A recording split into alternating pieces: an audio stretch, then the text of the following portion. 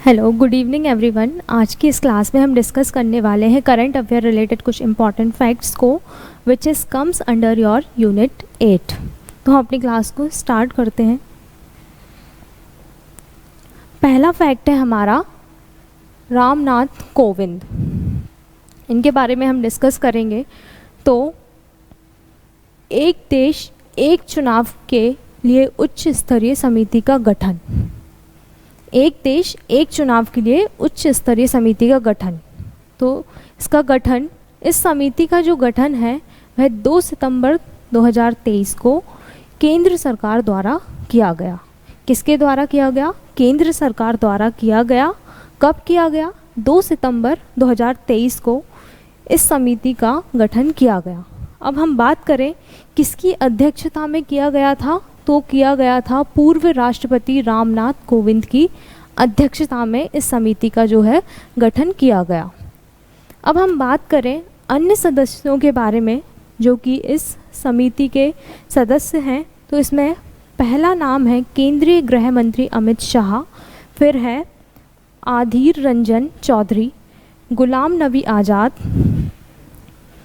NK Singh, Subhash Kashyap, वरिष्ठ अधिवक्ता हरीश साल्वे, संजय कोठारी शामिल किए गए थे। इस समिति के जो अन्य सदस्य रहे, ये 7 अन्य सदस्य रहे। अब इसमें सचिव किसको बनाया गया? तो सचिव बनाया गया नितिन चंद्रा को। इसमें नितिन चंद्रा को जो है इस समिति का सचिव बनाया गया। अब विशेष आमंत्रित सदस्य के रूप में समिति की बैठकों में शामिल होने वाले व्यक्ति की अगर हम बात करें तो इसमें नाम आता है केंद्रीय विधि मंत्री अर्जुन राम मेघवाल का। यह विशेष आमंत्रित सदस्य के रूप में इनको शामिल किया गया था। अब हम बात करेंगे यूनेस्को विश्व धरोहर सूची में शामिल होने वाले स्थल के बारे में। तो इसमें जो पहला स्थल है वह है शांति निकेतन। इस पिक्चर में दिखाया गया है, ये शांति निकेतन है। इसको विश्व धरोहर सूची में शामिल किया गया है।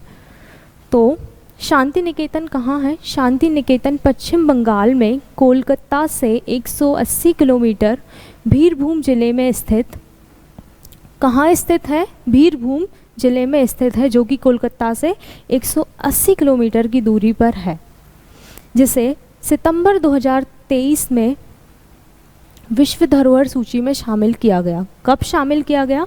सितंबर 2023 में विश्व धरोहर सूची में शामिल किया गया। सितंबर 2023 को संपन्न 45वीं क्षेत्र बैठक के तहत इसको शामिल किया गया था। तो विश्व भारती प्रसिद्धि के चलते इसको विश्व भारती के नाम से भी जाना जाता है। किस नाम से जाना जाता है? विश्व भारती के नाम से भी जाना जाता है। अब हम बात करें विश्व भारती विश्वविद्यालय की जो स्थापना है वह किसके द्वारा की गई थी?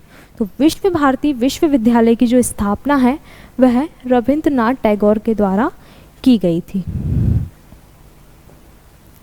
अब इसमें जो दूसरा स्थल है, अगर हम दूसरे स्थल की बात करें तो इसमें दूसरा स्थल है होयसल के पवित्र मंदिर। होयसल के पवित्र मंदिर को भी विश्व धरोहर सूची में शामिल किया गया है, जिसमें पहले मंदिर का नाम आता है सोमनाथपुर। कौन सा मंदिर है? सोमनाथपुर। ये होयसल का पवित्र मंदिर है। इसमें जो दूसरा मंदिर है वह है बेलूर। इस पिक्चर में आपको दिख रहा होगा। होयसल का जो एक और मंदिर है जिसको शामिल किया गया वह है हॉलीवुड। कौन सा मंदिर है? हॉलीवुड। सोमनाथपुर, बेलूर और हॉलीवुड, इन 3 मंदिरों को विश्व धरोहर सूची में शामिल किया गया। कर्नाटक स्थित होयसल के पवित्र मंदिर, जिसमें हमने 3 मंदिरों की अभी पिक्चर देखी थी, उसमें कौन कौन से मंदिर थे? बेलूर, हॉलीवुड तथा सोमनाथपुर। इन 3 मंदिर को विश्व धरोहर सूची में शामिल किया गया। ये होयसल के पवित्र मंदिर हैं। पहले इसकी राजधानी बेलूर थी, फिर बाद में हॉलीवुड स्थानांतरित करके हॉलीवुड कर दी इसकी राजधानी। जिन्हें यूनेस्को की विश्व धरोहर सूची में शामिल किया गया। कब शामिल किया गया? तो शामिल किया गया सितंबर 2023 में इनको शामिल किया गया। अब हम बात करें भारतीय स्थलों के बारे में। विश्व धरोहर सूची में जो भारतीय स्थलों की जो संख्या है वह कुल कितनी है? 42 संख्या हो गई है, जिसमें 34 जो हैं सांस्कृतिक स्थल हैं और 7 जो हैं प्राकृतिक स्थल हैं और 1 जो है मिश्रित स्थल है। अब इसमें पूर्व तेलंगाना में वारंगल स्थित काकतीय रुद्रेश्वर मंदिर और गुजरात के कच्छ जिले में हड़प्पा काल के धौलावीरा के विश्व विरासत सूची में जुलाई 2021 को शामिल किया गया था। कब शामिल किया गया था? जुलाई 2021 में इनको शामिल किया गया था। अब हम बात करेंगे विश्व विरासत सूची में शामिल भारतीय स्थलों के बारे में। भारत में जो विश्व विरासत सूची में जो स्थल हैं हम उनके बारे में एक एक करके बात करेंगे। तो पहला है हमारे सांस्कृतिक स्थल के बारे में हम बात करेंगे, जिनकी संख्या थी 34। सांस्कृतिक स्थल में है पहला आगरा किला, ताजमहल, जो कि आगरा उत्तर प्रदेश में है। कहाँ पर है? आगरा उत्तर प्रदेश में। आगरा किला और ताजमहल, इसको वर्ष 1983 में इनको विश्व धरोहर सूची में शामिल किया गया था। अब नेक्स्ट हम बात करेंगे अजंता की गुफाएं और एलोरा की गुफाएं, जो कि कहाँ पर हैं? जो कि हैं महाराष्ट्र में। इसको कब शामिल किया गया था? इसको भी वर्ष 1983 में शामिल किया गया था। अब नेक्स्ट हम बात करेंगे मध्य प्रदेश में जो विश्व धरोहर सूची में जो स्थल हैं उनके बारे में हम बात करेंगे। तो इसमें पहला है खजुराहो स्थित स्मारक समूह, जो कि वर्ष 1986 में इसको शामिल किया गया था। नेक्स्ट है हमारा सांची स्थित बौद्ध स्मारक। और नेक्स्ट हम बात करें तो यह है भीमबेटका की गुफाएं, जिसको वर्ष 2003 में शामिल किया गया था। यह मध्य प्रदेश के स्थल हैं जो कि यूनेस्को में के अंडर आते हैं। अब हम बात करेंगे प्राकृतिक स्थल के बारे में, जिसमें पहला है काजीरंगा राष्ट्रीय पार्क, जो कहाँ है? आसाम में है। नेक्स्ट है मानस वन्यजीव अभ्यारण्य, विच इज़ इन आसाम। केवलादेव राष्ट्रीय पार्क, भरतपुर, राजस्थान, इसको वर्ष 1985 में विश्व धरोहर सूची में शामिल किया गया था। अब नेक्स्ट है सुंदरवन राष्ट्रीय park, which is in Paschim Bengal.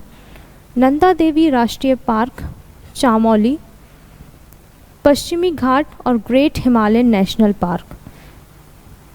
Sundarban राष्ट्रीय पार्क को कब शामिल किया गया था? 1987। नंदा देवी राष्ट्रीय पार्क 1988, पश्चिमी घाट 2012, ग्रेट हिमालयन नेशनल पार्क 2014।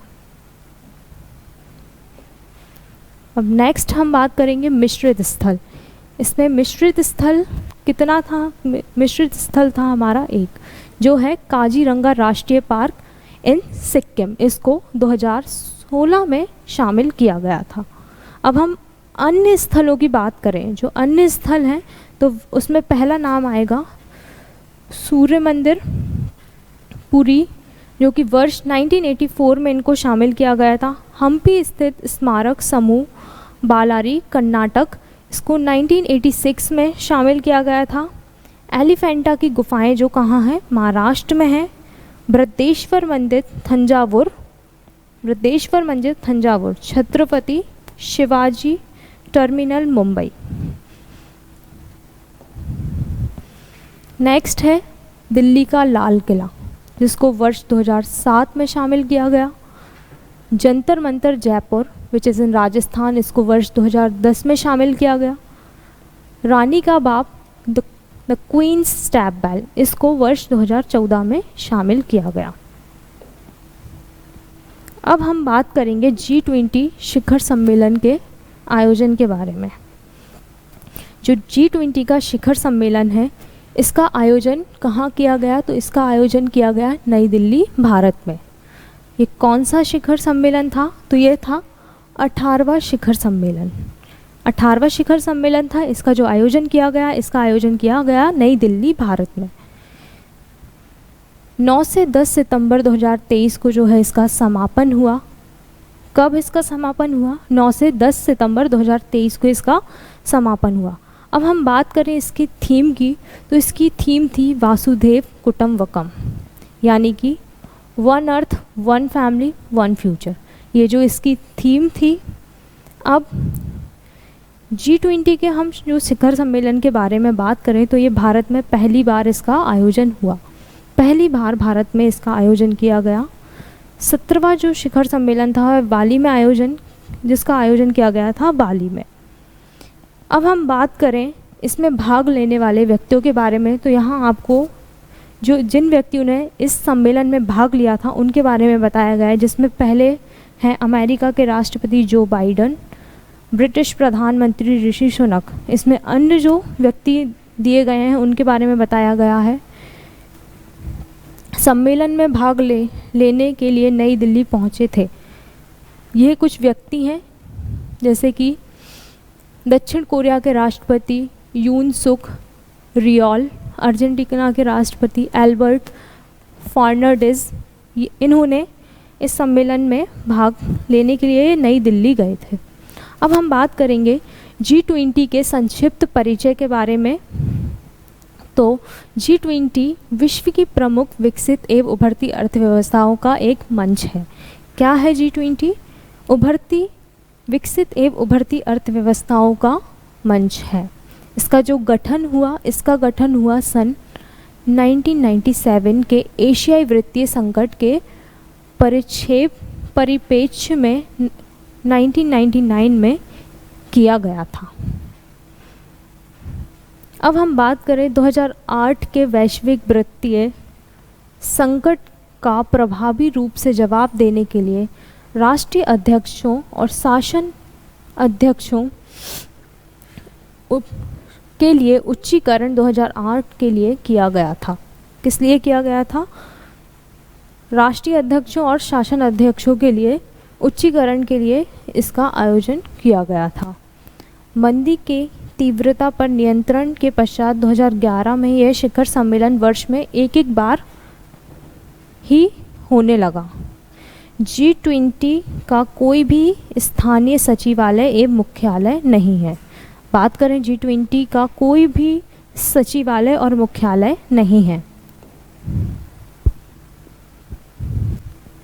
इसके सदस्य देशों में बारी बारी से इसका आयोजन किया जाता है। इसमें जो सदस्य देश हैं उनमें बारी बारी से इसका आयोजन किया जाता है। जो आगामी शिखर सम्मेलन का मेजबान देश इस मंच के अध्यक्ष के रूप में जाना जाता है। किस रूप में जाना जाता है? इस रूप के मंच के अध्यक्ष के रूप में जाना जाता है। अब बात करें 2024 में इस समूह का शिखर सम्मेलन कहाँ होने वाला है, तो वह होने वाला है ब्राज़ील में रियो डी जनेरो में इसका आयोजन होने वाला है।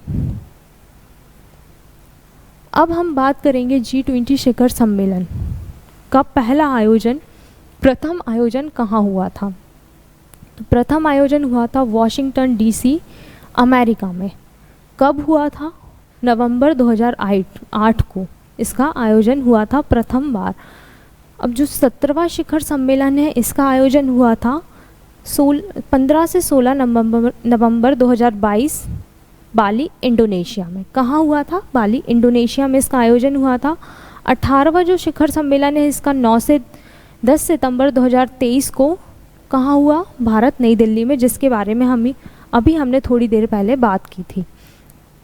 अब जो 19वां आगामी 2024 का सम्मेलन है वह रियो डी जनेरियो में ब्राज़ील में प्रस्तावित है। अब हम बात करेंगे नेक्स्ट एशियान शिखर सम्मेलन व संबंधित बैंकों के बारे में। जो इसकी स्थापना कब हुई? इसकी 8 अगस्त 1967 को इसकी स्थापना हुई। अब हम बात करें इसके आदर्श वाक्य की, तो इसका आदर्श वाक्य है one vision, one identity, one community. इसका आदर्श वाक्य है दक्षिण पूर्व एशिया के 10 देशों के समूह आसियान का 43rd शिखर सम्मेलन। कौन सा सम्मेलन था ये? 43rd शिखर सम्मेलन था। अब बात करें आसियान की तो यह है association of south east Asian Nations. ASEAN का ये फुल फॉर्म है। इसकी जो बैठक इंडोनेशिया जकार्ता में 5 से 7 सितंबर 2023 को संपन्न हुई। कहाँ संपन्न हुई? इंडोनेशिया में जकार्ता। अगर हम बात करें भारत की तो भारत आसियान का सदस्य नहीं है, किंतु वर्ता भागीदारी होने के नाते आसियान के साथ अलग से शिखर बैठक प्रतिवर्ष करता है। आसियान के तत्वाधान में होने वाले पूर्व एशियाई शिखर सम्मेलन में भारत भी शामिल रहता है। आसियान के 10 सदस्यों में जो देश हैं, अगर हम उनकी बात करें तो इसमें पहला नाम आता है Indonesia, Malaysia, Philippines, Myanmar, Singapore, Cambodia, Laos, Brunei, Thailand. Next है वियतनाम शामिल है। ये 10 देशों का जो समूह है वह आसियान। जल्द ही इसमें तिमोर लेस्ते भी इसका 11वां सदस्य होगा। इसका जो 11वां सदस्य है वह तिमोर लेस्ते होगा। आसियान दक्षिण पूर्वी एशियाई के 10 राष्ट्रों का एक संगठन है। क्या है आसियान? पूर्व एशिया के 10 राष्ट्रों का संगठन। इसकी स्थापना की हमने बात की थी, वह कब हुई स्थापना? 8 अगस्त 1967 में इसकी स्थापना हुई थी। इसकी स्थापना के दौरान इसमें 5 देश थे। 5 देश कौन कौन से थे? Indonesia, Malaysia, Philippines, Singapore, Thailand द्वारा आसियान घोषणा पत्र पर हस्ताक्षर के साथ हुई थी। फिर बाद में इसमें और देश ऐड हुए। वर्ष 1984 में ब्रूनेई 6वां सदस्य बना तथा 1995 में वियतनाम, 1997 में लाओस और म्यांमार 2 शहरों को इसमें ऐड किया गया। 1999 में कंबोडिया, जिससे अब सदस्यों की संख्या हो गई है 10। अब ये 10 सदस्यों का समूह है। आसियान का पहला जो शिखर सम्मेलन हुआ था वह आयोजन हुआ था इंडोनेशिया बाली में। कब हुआ था? 1976 में इसका आयोजन हुआ था। मनीला में 1987 में हुई शिखर सम्मेलन के पश्चात 5-5 वर्ष के अंतराल पर फैसला किया गया था। इसका जो सम्मेलन है इसको 5-5 वर्ष के अंतराल से करने का फैसला किया गया था, लेकिन वर्ष 1992 में यह 3 वर्ष के अंतराल पर होने लगा। फिर बाद में 2001 में इसको प्रतिवर्ष करने का फैसला किया गया। फिर 2007 में आसियान का शिखर सम्मेलन वर्ष में 2 बार आयोजित होने लगा। फिर एशिया की 3 अन्य मजबूत अर्थव्यवस्थाएं यानी कि चीन, दक्षिण कोरिया और जापान को शामिल करते हुए आसियान +3 का गठन 1997 में किया गया था। कब किया गया था? 1997 में किया गया था। कौन कौन से देश थे इसमें? चीन, दक्षिण कोरिया और जापान। इनको शामिल करके +3 का गठन किया गया था। 2023 में भारत के साथ 20वीं बैठक आसियान द्वारा संपन्न की गई। कौन सी बैठक थी ये? 20वीं बैठक को भारत के साथ संपन्न किया गया। एमसन मनागवा। एमसन मनागवा के बारे में हम बात करेंगे। अब कौन है ये? तो ये राष्ट्रपति हैं जिम्बाब्वे के, जिसको लगातार दूसरे कार्यकाल के लिए निर्वाचित किया गया है। ये कहाँ के राष्ट्रपति हैं? तो ये जिम्बाब्वे के राष्ट्रपति हैं। हाल ही में जिम्बाब्वे में 23 अगस्त 2023 को संपन्न राष्ट्रपति पद चुनाव में पुनः निर्वाचित इनको किया गया है। किसको किया गया है? एमसन मनागवा को।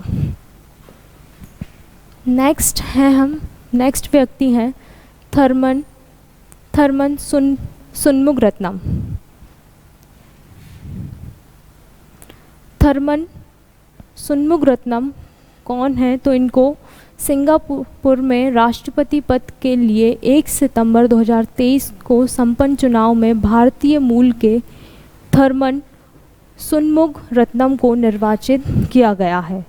देश के 9वें राष्ट्रपति हैं, सिंगापुर देश के ये 9वें राष्ट्रपति हैं जिनकी उम्र है 66। ये भारतीय राष्ट्रपति बनाए गए हैं सिंगापुर के। अब हम बात करेंगे पीएम विश्वकर्मा योजना के बारे में। इसके बारे में हम चर्चा करने वाले हैं अब। तो इस योजना का जो शुभारंभ है वह हुआ 17 सितंबर 2023 को। प्रधानमंत्री श्री नरेंद्र मोदी के द्वारा इसका शुभारंभ किया गया। योजना का नाम है प्रधानमंत्री विश्वकर्मा योजना। इस योजना के तहत सुनार, लोहार, बढ़ई, राजमिस्त्री, कुम्हार, चर्मकार आदि पारंपरिक कारीगरों के हितार्थ केंद्रीय क्षेत्र की एक नई नीति है। कौन से क्षेत्र की नई नीति है? केंद्रीय क्षेत्र की एक नई नीति है। प्रधानमंत्री ने अपने 73rd जन्म दिवस पर इस योजना का शुभारंभ किया। प्रधानमंत्री ने अपने जन्म उत्सव पर इस योजना का शुभारंभ किया। 18 ट्रेडर्स के कारीगर इस योजना से लाभान्वित होंगे। 18 ट्रेडर्स के कारीगर इस योजना से लाभान्वित होंगे, जिसमें बढ़ई, नाव निर्मित, अस्त्रकार, लोहे का काम करने वाले, टोकरी, झाड़ू बनाने वाले तथा गुड़िया व खिलौना निर्माता, सुनहार, कुम्हार, जूते बनाने वाले, हथौड़ा व टूल किट निर्माता, ताला बनाने वाले, मूर्तिकार, राजमिस्त्री, बाल काटने वाले, मालाकार, कपड़े धोने वाला, दर्जी, मछली पकड़ने वाला, मछली पकड़ने का जाल बनाने वाले शामिल हैं। इसमें ये 18 ट्रेडर्स कारीगर हैं। पात्र कारीगरों को कारोबार शुरू करने के लिए विस्तार रूप से वित्तीय सहायता के साथ साथ इनको वित्तीय सहायता के साथ साथ और क्या सुविधाएं उपलब्ध कराई जाएंगी, तो है उन्नत कौशल प्रशिक्षण दिया जाएगा इनको, आधुनिक डिजिटल तकनीक व टूल किट प्रोत्साहन से इनको सुविधाएं उपलब्ध कराई जाएंगी। अब बात करें पात्र कारीगरों को 3 लाख रुपए तक का ऋण। पात्र कारीगरों को 3 लाख तक का ऋण दिया जाएगा। 5% रियायती ब्याज। रियायती ब्याज में 8% की ब्याज सब्सिडी शामिल है। प्रारंभ में 1 लाख रुपए तक का ऋण लाभार्थी को दिया जाएगा। कितना ऋण दिया जाएगा? 1 लाख तक रुपए का इनका ऋण दिया जाएगा।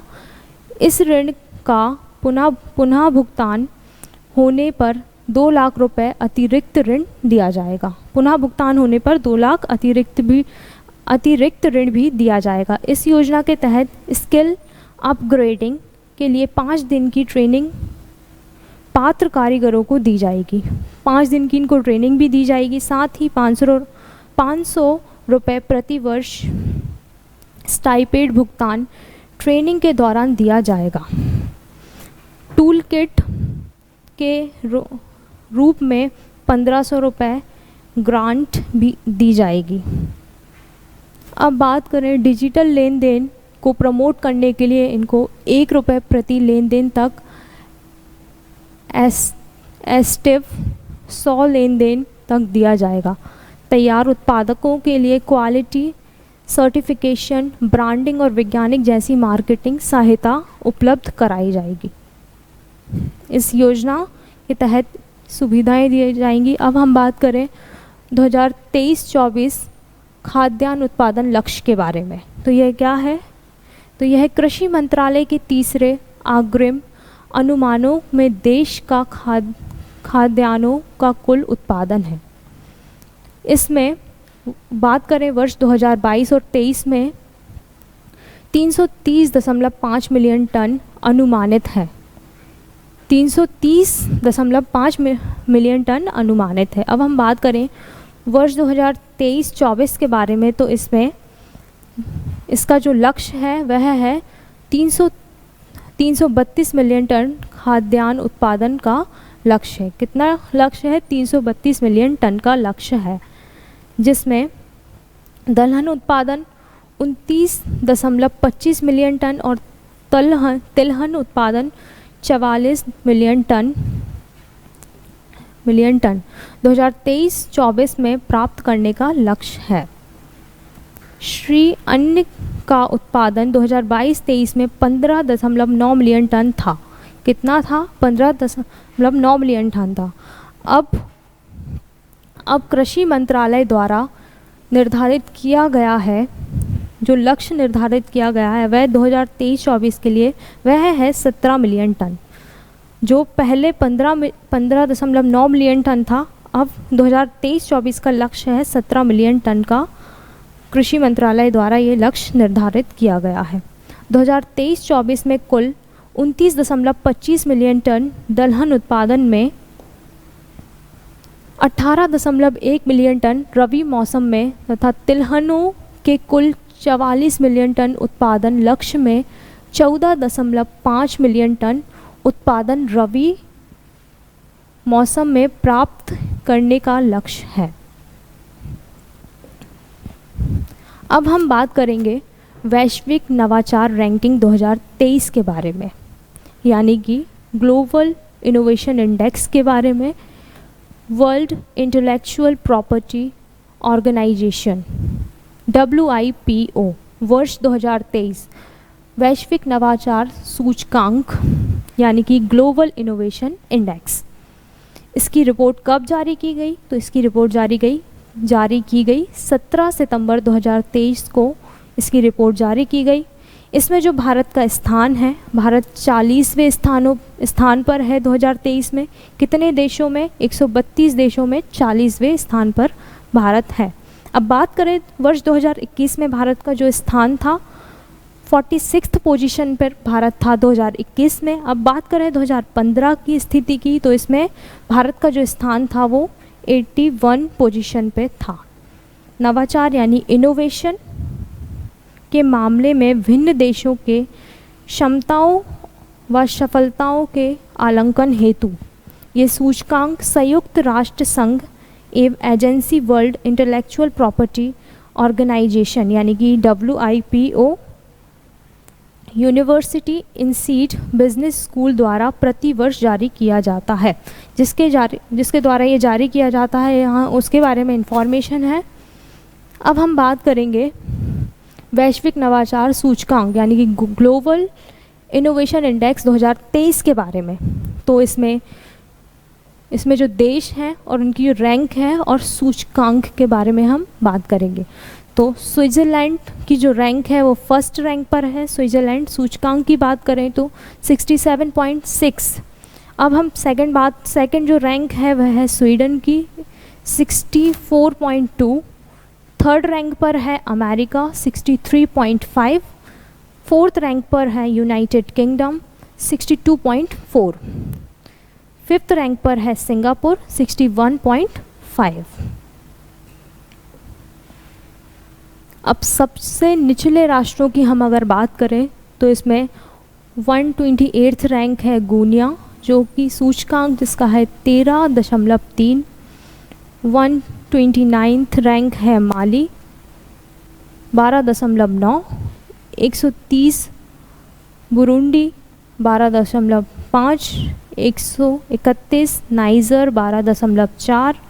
132 अंगोला 10.3। नेक्स्ट है भारत और भारत के पड़ोसी देशों की रैंक। 12वें रैंक पर है चीन 55.3। 40 रैंक है भारत की 38.1। 88th रैंक है पाकिस्तान की 23.3। 90 रैंक है श्रीलंका की 23.3। 105 रैंक है बांग्लादेश की 20.2। 108 रैंक है नेपाल की 18.8। नेक्स्ट हम बात करेंगे वैश्विक नवाचार सूचकांक में भारत की रैंकिंग। भारत की रैंकिंग की बात करें तो भारत की 2020 में वर्ष 2020 में जो रैंक थी 48th रैंक पर भारत था। अब बात करें 2021 की तो 46th पर भारत था। बात करें 2022 की तो 14th पोजीशन पे और 23 में भी भारत 14th पोजीशन पर है।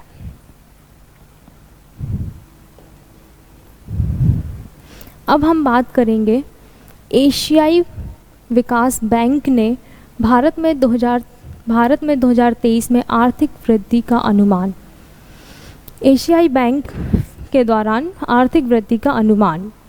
मनीला स्थित एशियाई विकास बैंक की सितंबर 2022 की ताज़ा रिपोर्ट के अनुसार 2023 की रिपोर्ट के अनुसार 2022 में भारत की जीडीपी में वृद्धि हुई थी 7.2% रही, 2023 में 6.4 रही, 2024 में भारत की जो जीडीपी की वृद्धि है 6.7 रहने का पूर्व अनुमान एशियाई बैंक यानी कि एडीबी ने अप्रैल 2023 में अपनी एशियन डेवलपमेंट आउटलुक रिपोर्ट में व्यक्त किया है। इसमें भारत में मुद्रास्फीति की अपेक्षा से अधिक बने रहने तथा उसके लिए अपनाई जा रही कठोर मौद्रिक नीति के कारण देश में वृद्धि के अपने पूर्व अनुमान विकास बैंक ने घटाया है। बात करें फिच का भारत में आर्थिक वृद्धि अनुमान, तो इसमें हम बात करें credit rating agency Fitch ratings में चालू वित्तीय वर्ष 2023-24 के लिए भारत में आर्थिक वृद्धि के अपने पूर्व अनुमान को 6.30% बरकरार रखा है। कितने प्रतिशत से बरकरार रखा है? 6.3% से। एजेंसी को सितंबर 2023 की एक रिपोर्ट में कहा गया है। कब की एजेंसी की सितंबर 2023 की रिपोर्ट के तहत ये कहा गया है 2023-24 में वृद्धि 6.3% रहने तथा 2024-25 में 6.5% रहने का अनुमान है। 2024-25 का अनुमान लगाया है यहाँ पे। S&P ने 2023-24 में भारत में वृद्धि के पूर्व अनुमान। ग्लोबल रेटिंग एजेंसी फिच ने 2023-24 में भारत जीडीपी वृद्धि में 6.23% पर बरकरार रखा। निवेश बैंक मॉर्गन स्टैनली ने अपने पूर्व अनुमान को 6.2% से बढ़ाकर 6.4% किया है। हम बात करें अन्य ग्लोबल रेटिंग की, तो एजेंसी स्टैंडर्ड्स एंड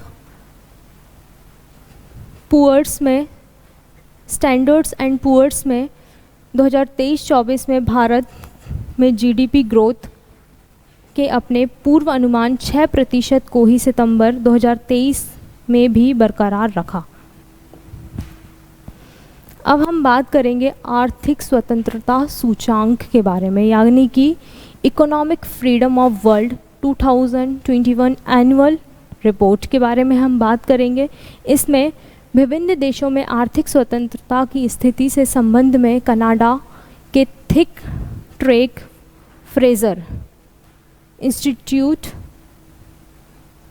इंस्टीट्यूट की रिपोर्ट 2023 में जारी हुई economic freedom of world 2021 annual report के तहत इस रिपोर्ट में 165 देशों में आर्थिक स्वतंत्रता सूचांक के आधार पर किया गया।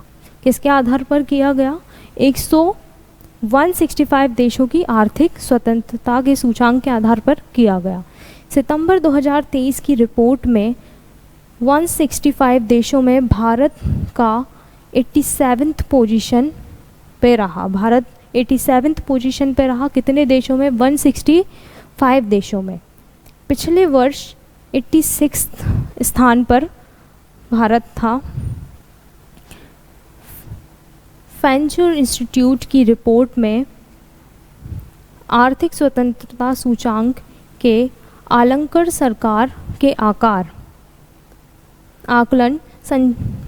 सरकार के आकार, विधि प्रणाली व संपत्ति के अधिकार, स्वस्थ धन तक पहुंच, अंतर्राष्ट्रीय व्यापार की स्वतंत्रता तथा ऋण, श्रम एवं व्यवसाय के नियमन आदि मानकों के आधार पर की जाती है। अब हम बात करेंगे डॉक्टर स्वाति नायक के बारे में। उड़ीसा साइंटिस्ट डॉक्टर स्वाति नायक विंस नॉर्मन बोरलैग फील्ड अवार्ड 2023।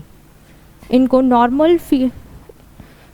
यह अंतर्राष्ट्रीय चावल अनुसंधान संस्थान के लिए इनको ये अंतर्राष्ट्रीय चावल अनुसंधान संस्थान में कार्यरत भारतीय वैज्ञानिक डॉक्टर स्वाति नायक को वर्ल्ड फूड प्राइज़र फाउंडेशन 2023 के फील्ड अनुसंधान एवं अनुप्रयोग के लिए नॉर्मन ई बोरलॉग पुरस्कार से सम्मानित किया गया है। IRRI ने नई दिल्ली स्थित केंद्रीय में बीज प्रणाली व उत्पाद प्रबंधन की दक्षिण एशिया के प्रमुख रूप में कार्यरत डॉक्टर स्वाति नायक को यह पुरस्कार 24-26 अक्टूबर 2023 को अमेरिका में आयोवा बोरलॉग की समिति में एक कार्यक्रम में प्रदान किया जाएगा। कहाँ प्रदान किया जाएगा? अमेरिका में आयोवा में बोरलॉग की समिति में इनको ये पुरस्कार प्रदान किया जाएगा। यह पुरस्कार 40 वर्ष से कम उम्र के वैज्ञानिक को दिया जाता है। किसको यह पुरस्कार दिया जाता है? तो ये 40 वर्ष से कम उम्र के वैज्ञानिकों को दिया जाता है। अब हम बात करेंगे RBI के गवर्नर शांतिकांत दास के बारे में। ये RBI के गवर्नर हैं। अमेरिका फाइनेंस पत्रिका ग्लोबल फाइनेंस ने वर्ष 2023 के लिए केंद्रीय बैंकों के गवर्नरों की रेटिंग में भारतीय रिजर्व बैंक के गवर्नर शांतिकांत दास, ये भारतीय रिजर्व बैंक के गवर्नर हैं शांतिकांत दास, जिसको A+ ग्रेडिंग प्रदान की है। इनको A+ ग्रेडिंग प्रदान की है। यह सर्वोच्च ग्रेडिंग केवल 3 गवर्नरों को ही दी गई है, जिसमें एक भारतीय रिजर्व बैंक के गवर्नर भी है। अब हम बात करेंगे डॉक्टर रवि कन्नन के बारे में।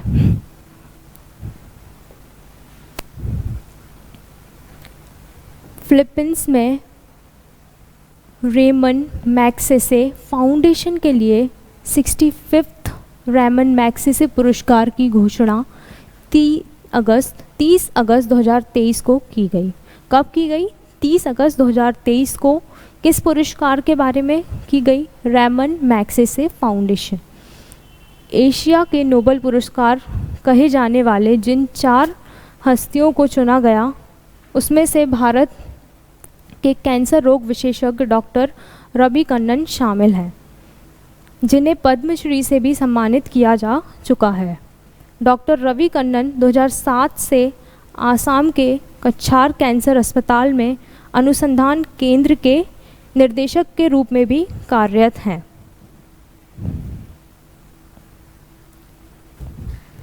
वर्ष 2023 में मैग्सेसे पुरस्कार हेतु चुने गए 3 अन्य लोगों के बारे में यहाँ बताया गया है, जिसमें पहला नाम है तिमोर लेस्ते के पर्यावरणवादी यूजे नियोलामास। शिक्षा प्रसार के लिए संघर्षरत रहे बांग्लादेश के रक्षत कौरवी। शांति में महिलाओं की भागीदारी को बढ़ावा देने की दिशा में प्रयासरत रही फिलीपींस की मरियम कोरोनेल फेरेर शामिल हैं। भारत के कुल मिलाकर 59 व्यक्तियों को यह पुरस्कार दिया गया है। कितने व्यक्तियों को दिया गया है? भारत के 59 व्यक्तियों को यह पुरस्कार दिया गया है, जिसमें डॉक्टर रवि कन्नन यह पुरस्कार पाने वाले 59th व्यक्ति हैं। 2019 में भारतीय पत्रकार रवीश कुमार को यह पुरस्कार दिया गया था। 2019 में किसको यह पुरस्कार दिया गया था? तो रवीश कुमार को यह पुरस्कार से सम्मानित किया गया था वर्ष 2019 में। यह पुरस्कार पाने वाले प्रसिद्ध भारतीयों के बारे में हम बात करें तो इसमें पहला नाम है मदर टेरेसा, जिनको वर्ष 1962 में यह पुरस्कार दिया गया। बारग्रीस कुरियन, जिसको वर्ष 1963 में। जयप्रकाश नारायण, जिसको वर्ष 1965 में। सत्यजीत रे, जिसको वर्ष 1967 में ये पुरस्कार दिया गया। MS स्वामीनाथन, जिसको वर्ष 1971 में यह पुरस्कार से सम्मानित किया गया। MS सुबला लक्ष्मी 1974। इला भट्ट 1977। चंडी प्रसाद भट्ट 1982 में इस पुरस्कार से इनको सम्मानित किया गया। नेक्स्ट है इसमें मुरलीधर आमटे, वर्ष 1985। किरण बेदी, वर्ष 1994। TN सेशन, वर्ष 1996। महाश्वेता देवी 1997। अरविंद केजरीवाल, इनको दिया गया वर्ष 2006 में। भरत वतवानी 2018। सोनम वांगचुक 2018 में इनको यह पुरस्कार दिया गया था। रैमन मैग्सेसे पुरस्कार की जो स्थापना की हम बात करें तो इसकी स्थापना वर्ष 1957 में की गई। पहले ये पुरस्कार 31 अगस्त 1958 को दिए गए थे। पहली बार ये पुरस्कार 31 अगस्त 1958 को दिए गए थे। यह पुरस्कार पाने वाले भारतीय विनोबा भावे थे। पहले भारतीय जिसको यह पुरस्कार मिला उनका नाम है विनोबा भावे, जिन्हें वर्ष 1958 में यह पुरस्कार दिया गया था। कब दिया गया था? वर्ष 1958 में इस पुरस्कार से इनको सम्मानित किया गया था। वर्ष 2008 6 अलग अलग क्षेत्रों में दिया जाता है। 2009 में ये श्रेणियाँ समाप्त कर दी गईं। अब हम बात करेंगे वाहिदा रहमान के बारे में।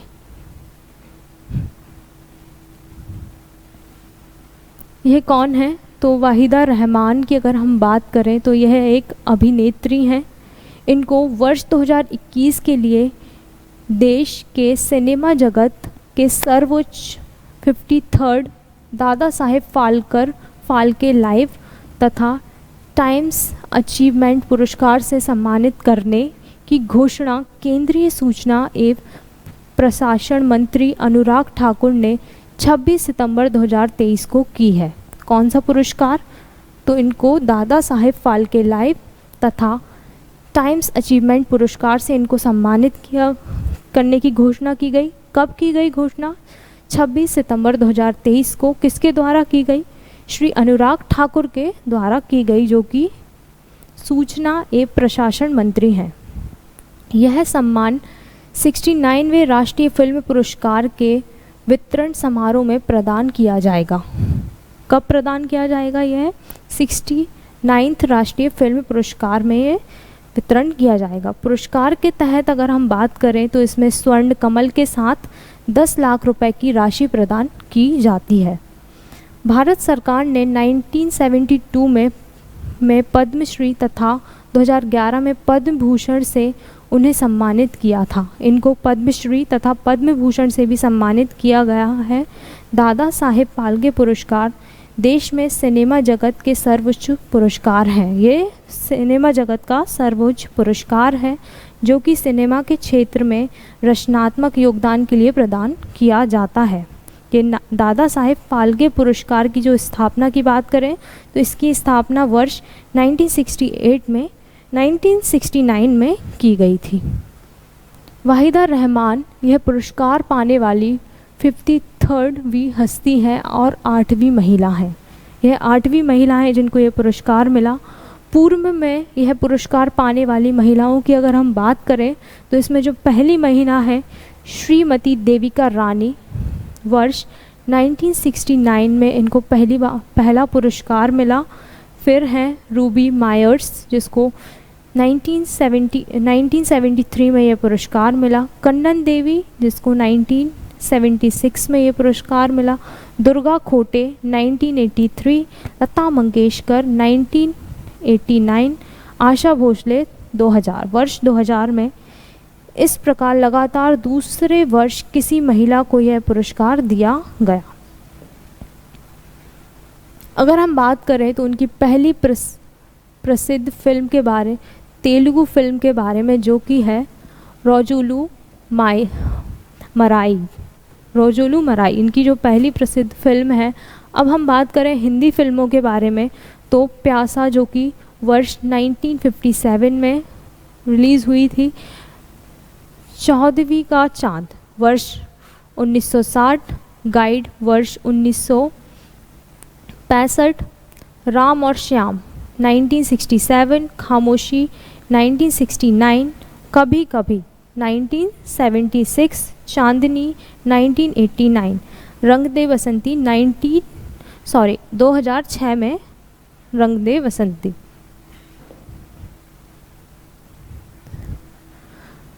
गाइड व नीलकमल के प्रसिद्ध फिल्म फेयर सर्वश्रेष्ठ अभिनेत्री का पुरस्कार प्रदान किया। रेशम और सेरा वर्ष 1971 के लिए सर्वश्रेष्ठ अभिनेत्री के लिए पुरस्कार प्रदान किया गया। 2001 में आईफा पुरस्कार के तहत लाइफ टाइम अचीवमेंट पुरस्कार भी इनको प्रदान किया गया। मध्य प्रदेश शासन का किशोर कुमार राष्ट्रीय सम्मान 2020 में उन्हें प्रदान किया गया था। अब हम बात करेंगे एमएस स्वामीनाथन के बारे में। भारत में हरित क्रांति के जनक एमएस स्वामीनाथन। भारत में जो हरित क्रांति हुई उनके जनक से इनको जाना जाता है। इनका हाल ही में 28 सितंबर 2023 को चेन्नई में इनका निधन हो गया। धान की अधिक उपज देने वाली किस्मों को विकसित करने में महत्वपूर्ण योगदान उनका रहा। 1961 से 1972 के दौरान भारतीय कृषि अनुसंधान संस्थान के महानिर्देशक ये रहे। 1982 से 1988 के दौरान फिलीपींस स्थित इंटरनेशनल राइस रिसर्च इंस्टीट्यूट के महानिर्देशक रहे। यह डॉक्टर स्वामीनाथन को डॉक्टरेट की 84 मानद उपलब्धियां प्राप्त हुई थीं। इसमें से 25 अंतर्राष्ट्रीय संस्थाओं ने दी थीं। उनकी अध्यक्षता में राष्ट्रीय किसान आयोग, जिसे स्वामीनाथन आयोग के नाम से भी जाना जाता है, का गठन भारत सरकार ने किया था। किसने किया था? भारत सरकार ने किया था। कृषिगत उपजों का न्यूनतम समर्थन मूल्य उनकी औसत लागत से कम 50% रखने से संस्तुति के आयोग की थी। टाइम पत्रिका में 20वीं सदी 20 सबसे प्रभावशाली एशियाई व्यक्तियों में से एक उन्हें वर्ष 1999 में बताया था। 2007 से 2013 के दौरान राज्यसभा के मनोनीत सदस्य भी वह रहे थे। वर्ष 1971 में रैमन मैग्सेसे पुरस्कार भी इनको दिया गया था, जिसके बारे में हमने पहले बात की। वर्ष 1987 में पहले विश्व खाद्य पुरस्कार से सम्मानित डॉक्टर स्वामीनाथन को भी इससे सम्मानित किया गया था। अब नेक्स्ट हम बात करेंगे, भारत सरकार ने 1967 में पद्मश्री से इनको सम्मानित किया गया था तथा 1972 में पद्म भूषण, 1989 में पद्म विभूषण से भी इनको सम्मानित किया गया था। अब हम नेक्स्ट कुछ पुस्तकों के बारे में बात करेंगे। तो इसमें एलन मस्क जो पुस्तक है वॉल्टर एक्स एसाकॉन्स ने इस पुस्तक को लिखा है। बी ऑल्सो मेक पॉलिसी, इसके जो राइटर हैं वो है Subhash Chandra Garg. Smoke and ashes, इसके जो राइटर हैं Amitabh Ghosh. You must know your constitution, इसके जो राइटर हैं Fali S Nariman. The exchange, इसके राइटर हैं जॉन ग्रीशम। नेक्स्ट हम कुछ इम्पॉर्टेंट वर्ष, दिवस और सप्ताह के बारे में बात करेंगे। तो पहला है 5 सितंबर। 5 सितंबर को मनाया जाता है शिक्षक दिवस।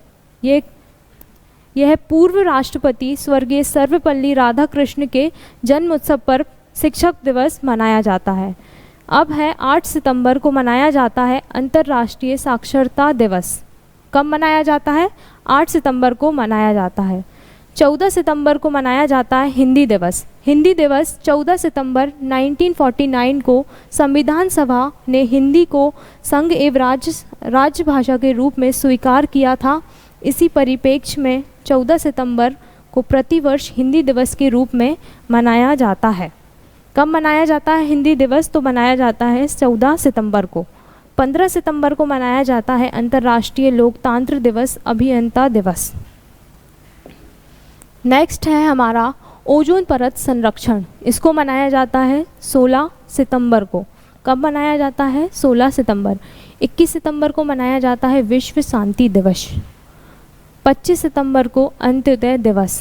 ये किस रूप में मनाया जाता है? तो भारतीय जनसंघ व भाजपा के वरिष्ठ नेता रहे पंडित दीनदयाल उपाध्याय का जन्म दिवस 25 सितंबर को प्रतिवर्ष अंत्योदय दिवस के रूप में मनाया जाता है। 27 सितंबर विश्व पर्यटन दिवस। 29 सितंबर विश्व हृदय दिवस के रूप में मनाया जाता है। अब हम बात करेंगे फुटबॉल के बारे में। एशिया का सबसे पुराने football tournament Durand cup. Asia का सबसे पुराना फुटबॉल टूर्नामेंट डूरंट कप, इसका कौन सा संस्करण है? तो 132वां ये संस्करण है। तो ये कितनी टीमों के बीच ये मैच हुआ? तो ये 24 टीमों के बीच ये मैच हुआ। 23 अगस्त से 3 सितंबर 2023 को कोलकाता, गुवाहाटी और कोकराझान में खेले गए।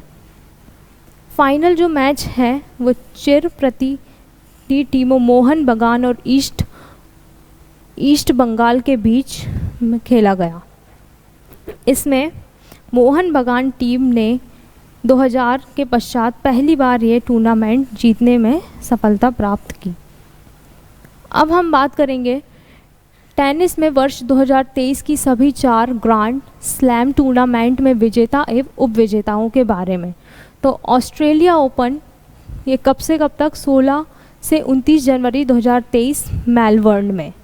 तो इसमें एकल पुरुष, एकल महिला, पुरुष युगल, महिला युगल, मिश्रित युगल, इसमें विजेता तथा उपविजेताओं के नाम दिए गए हैं। इसमें विजेता हैं नोवाक जोकोविच और उपविजेता हैं स्टेफानोस सिपास। अब महिला एकल की बात करें तो इसमें विजेता हैं आयना सवालेंका, इसमें उपविजेता हैं एलाना रायबिना। अब हम नेक्स्ट, इसमें और भी ये उपविजेता और विजेताओं के नाम दिए गए हैं। अब नेक्स्ट है फ्रांसीसी ओपन, जो कि 28 मई से 11 जून 2023 को पेरिस में। इसमें पुरुष एकल की बात करें तो इसमें विजेता रहे नोवाक जोकोविच और उपविजेता रहे क्रेस्पर। ऐसे ही इसमें महिला एकल में ये विजेता और उपविजेताओं के नाम दिए गए हैं। अब नेक्स्ट हम बात करें तो नेक्स्ट इसमें है विंबलडन ओपन, जो कि 3 से 16 जुलाई 2023 को लंदन में। इसमें भी पुरुष एकल, महिला एकल, पुरुष युगल, महिला युगल, मिश्रित युगल, इनमें विजेता तथा उपविजेताओं के नाम दिए गए हैं इस सूची में। अब नेक्स्ट है अमेरिकी ओपन न्यूयॉर्क सिटी, जो कि 28 अगस्त से 10 सितंबर न्यूयॉर्क 2023। इसमें विजेता और तथा उपविजेताओं के बारे में बात किया है। इसमें जो विजेता हैं नोवाक जोकोविच, उपविजेता हैं डैनिल मेदवेदेव। महिला एकल में Coco Gauff, Aryna Sabalenka. Next, अब इस क्लास में हमने जो भी इम्पॉर्टेंट फैक्ट्स थे आपके एग्ज़ाम पॉइंट ऑफ व्यू से, उन सबको डिस्कस कर लिया है। For more classes stay connected with our platform. Thank you.